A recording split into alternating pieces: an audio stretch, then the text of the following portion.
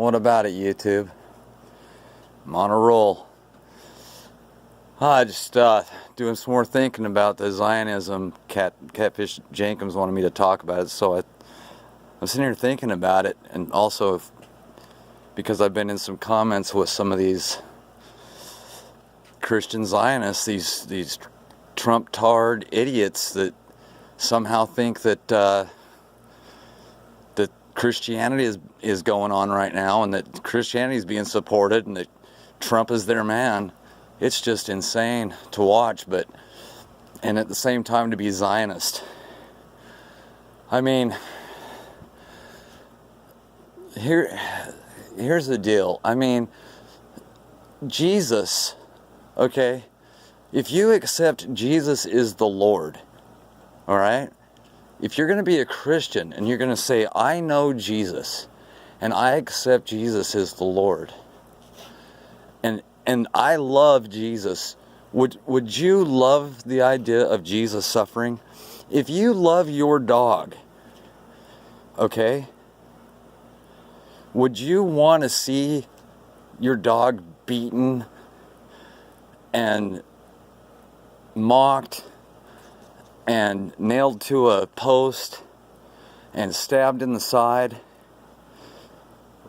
If I'm talking about your dog, I'm talking about your pet, okay? Would and you loved them? Okay, and here's the deal. But if you do that, it'll pay for your sins. Would you go through with that? Would you be like, oh, okay, yeah, go ahead, put Fido up on the thing and we'll stab him and stuff? And Jesus had to do that. Jesus had to fulfill the law.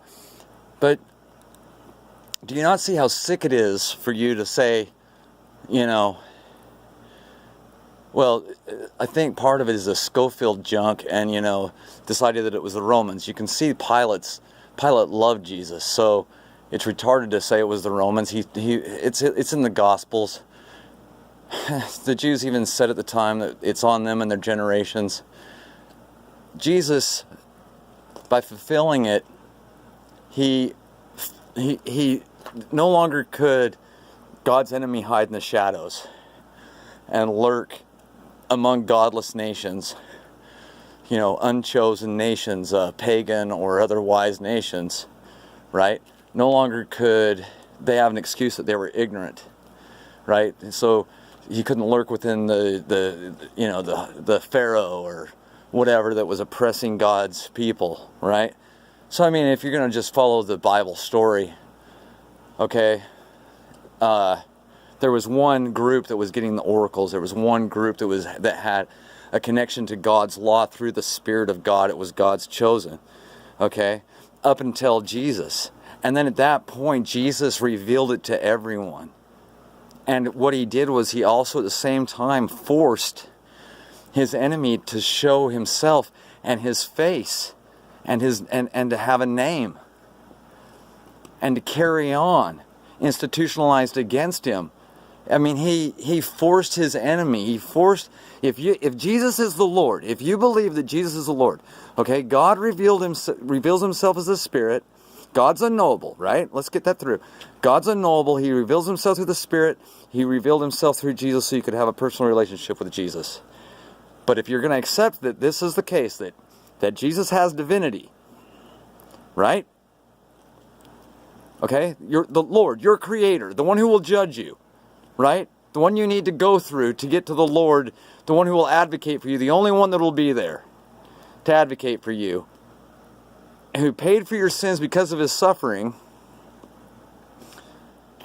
Okay? But you cannot revel in that, right? You can't.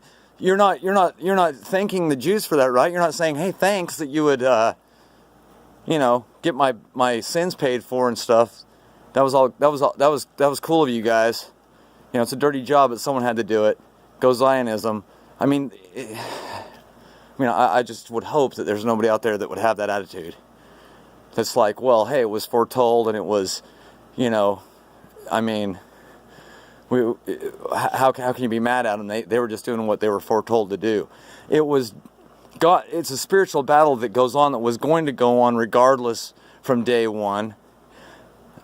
God knowing all this, right? So this was the moment where Jesus told you, he said, you will know them by their fruits. They killed him. They killed him. Does that not tell you something about who they are? And you listen to what Pilate said, and you read what Henry Ford says, and you read what Aristotle, and you read what countless others, Martin Luther, countless others have said about this destructive and demonic tribe. And you want to somehow throw a Bible quote at me that says, if you destroy my people, then I will come after you. They killed God. They killed Jesus.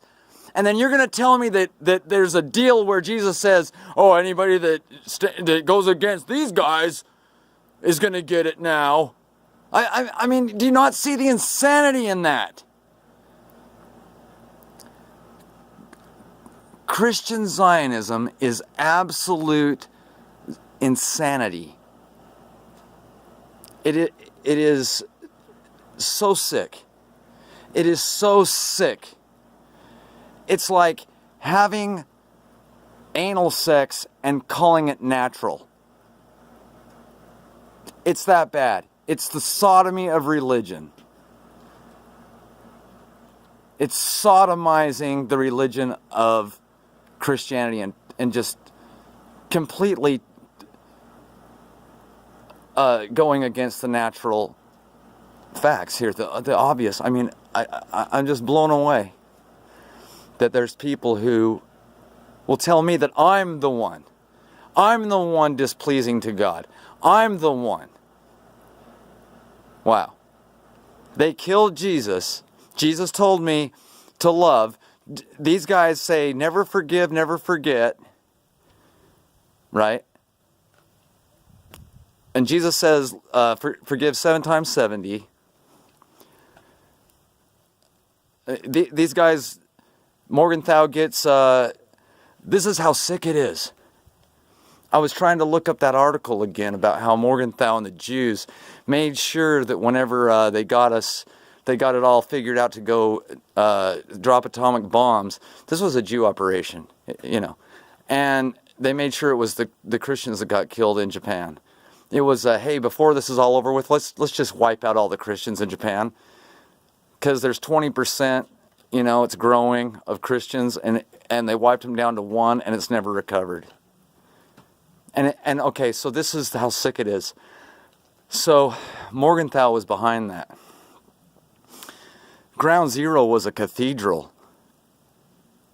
Can't remember which city, Nagasaki or Hiroshima. One of them had a cathedral, and that's where the bomb landed.